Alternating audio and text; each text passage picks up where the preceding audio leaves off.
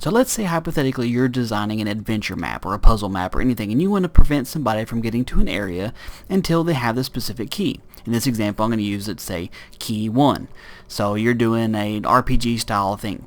So did you find key 1? Open up here, place key 1. So you think, okay, I'll just randomly place a piece of dirt in there and see what happens. Nope, door doesn't open. Like, okay, so this would keep them from being able to find until they got the specific key that you wanted. Named key 1. Put that in there, da-da-da-da, they come through. Door opens. Like I said, you may have seen this example shown up in other places before of how to do a lock like this where it requires a certain thing. But if you'll notice, everything is completely hidden here, minus the dispenser where you put the actual key in here.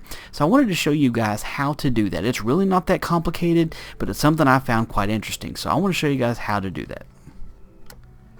Alrighty then, welcome back here. I went ahead and exposed all of the secrets behind how this actually works. As you can see, it's not really that complicated, but I'll walk you through it anyway. For starters, anybody wanting to know, all I did was to get this to say place key 1, I just got a dispenser, put it inside the anvil, which you have to use experience points to do, so I mean, at least you got it in creative mode, of course, and then rename it whatever you want to. These right here, these are just tripwires. They kind of look like keys, so a lot of people use them as there. Same thing. Just put one of them in here, name it whatever you want to, take it out, and that's the item it is. So if you want to have a key named key 1 or key 2 or dungeon key or whatever, that's all there. And then just assign iron door so they can't get through it. Now let's go look around on the other side. So what you're going to need for this is a dispenser. I'm using 2 hoppers, and the reason I'm using 2 is because it makes it lower into the ground. If you use just 1, that means everything else is going to be just 1 block below it, and you start putting dirt on top of it, and it starts cutting off signals, things don't start working the way they want to. And so if you want it to be completely hidden, so you can't see behind the scenes the wires in which makes it work, use 2 hoppers. Just place one on top of each other. Now here's something you have to do. When you're using hoppers, if you want them to go into each other, you have to hold control when you actually click to get it to go on there. If you just put this down here, hold on, put this right in here. You just throw it like this into that spot. You're going to see it connects itself into this little block here. So what you got to do is hold control, click, and now you see that the funnel goes all the way down inside here. And since it's attached to this, it'll go automatically down. Now this is what's called, it's called a redstone comparator. Now it looks kind of similar to the redstone repeater. It's got the 2 little torches here that looks like you can adjust, but it's got the 1 torch out here that if you're right clicking, you see turns on and off. Okay, now these things are a little bit complicated. I'm not going to go into exactly how they work here in this particular tutorial. If you guys want to see me do a tutorial on how to actually get them to work, then I'll do that. There's a lot to them there. But just so you know here, the spot coming in the back of it, that's the first input here. That's input A.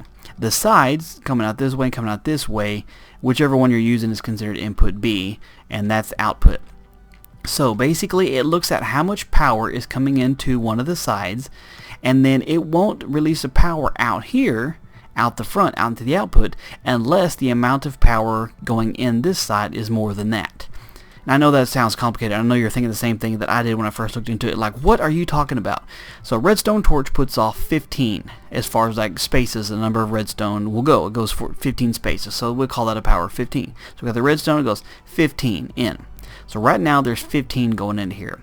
Well, without having to go into a whole lot of the actual math behind it, a hopper has 5 different spaces here, and in order to get more than 15 or 15 or more power, you have to have all the slots filled. So that's basically how you have this here. This hopper you can leave completely empty, and this one down here, what you want to do to save space, just use non-stacking items. I use wooden doors. They're easy to make. They don't stack. You can use, if you want to put 64 of an item in each one of these, you can. Wooden doors is just the easiest that I always go with because they don't stack. And then over here, what you want to do in this spot is put 63 of whatever it is that you want to make here. So yes, this requires some creative workings and stuff here to make that many items. But the easiest way to do this is once you have one, if you got a wheel mouse on your mouse, just click the wheel mouse and boom, you got 64 more. Put it in there. Now you need 63 because when you get to 64, you heard the door open. See? It opened up there because now this is putting out as much power or more than that one, so it lights it up here. Now let me get this back out of here so it closes it. Okay, so that's the basics there. Just hook it up this way. Now make sure this torch is off, because when it's on like that, then it's a subtraction, and it's a whole lot different math here, so make sure it's off. From here I have redstone going out, comes out and comes around here into a NOT gate, or an inverter. Basically, so it means while this is off, the other side is on. This is basic redstone, comes into another NOT gate, or another inverter. You got two on here, that way when this one's off, this one's off. And when this one's on, say we go ahead and we put our magic key in there, doors open. You can see now this one's on, it turns this switch off, and then comes over here and it turns this one on. Now having this torch underneath where the door is actually at will help it activate it there. If you run just plain redstone under here, it doesn't go through blocks like torches do, so you won't get the actual power you need. And then all you have to do is just cover it up with dirt. And or you know, whatever your material is. If you want to cover it up with something decorative you're doing for your particular world, that's all you have to do. Now, the only thing that's kind of a challenge with doing it this way is that once the door is open, it's open. I mean, there's nothing in here, so it's not like they can take it out to close it again. So this is kind of one of those one-way only sort of things. Once you're in here, that door's open, you can't get it back. So if you ever needed to reset it, what you'd have to do is go back into this bottom hopper, take out one item, and you're good to go, and cover it back up, and now it's closed. And then it's ready to go for however you want to do this. Put your one key in there, ta-da, and that's how you do it. If you have any questions, like I said, if you want me to go into an in-depth about how the comparator actually works, because it's kind of a complicated little beast, you know, I'd be more than happy to make one of those.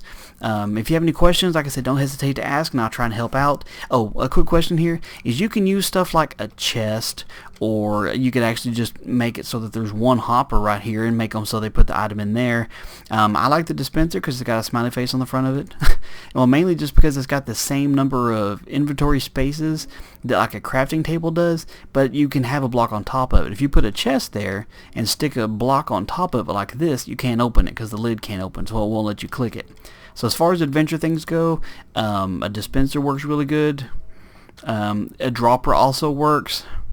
So it's just kind of one of those, whatever you want to use there actually works out and it's kind of experiment. So if you have any questions, leave them in the comments below. You guys have a good one, and I will talk to you later.